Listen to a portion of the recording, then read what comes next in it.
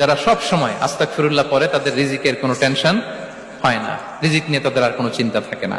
আল্লাহ নবী নূহ আলাইহিস সালাম তিনি ওনার জাতিগোষ্ঠীকে বলেছিলেন, ফাকুলতু আস্তাগফিরু রাব্বাকুম ইন্নাহু কানা গাফফারা, তোমরা বেশি বেশি ইস্তেগফার করো, তিনি ক্ষমাশীল। ইস্তেগফার করলে কি হবে? ইউরসিলিস সামাআ আলাইকুম মিদরারা, রহমতের বৃষ্টি বর্ষণ হবে, তোমাদের জমিগুলো উর্বর হবে। ওয়া ইউমদিদুকুম বিআমওয়ালি ওয়া বানিন, আল্লাহ তাআলা তোমাদেরকে সম্পদে বারাকা দিবেন, সন্তানে বারাকা দিবেন। ওয়া ইয়াজআল লাকুম জান্নাতিন ওয়া ইয়াজআল লাকুম আনহারা, তোমাদের ফসল ক্ষেতগুলো সবুজ শ্যামল হয়ে ভরপুর হবে, তোমাদের রিজিকে বারাকা নেমে আসবে। তাহলে আমরা যেন বেশি বেশি ইস্তেগফার করি।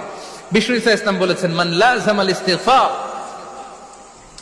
জাআলাল্লাহু লাকুম মিন কুল্লি দিকিন মাখরাজা ওয়া মিন কুল্লি হাম্মিন ফারাজা ওয়া ইয়ারযুকহু মিন হাইসু লা ইয়াহতাসিব, যে সব সময় ইস্তেগফার করে তার কোনো টেনশন থাকে না, তার জীবনে দুশ্চিন্তা আসে না, আর এমন জায়গা থেকে আল্লাহ রিজিকের বন্দোবস্ত করে যেটা সে কল্পনাও করে না।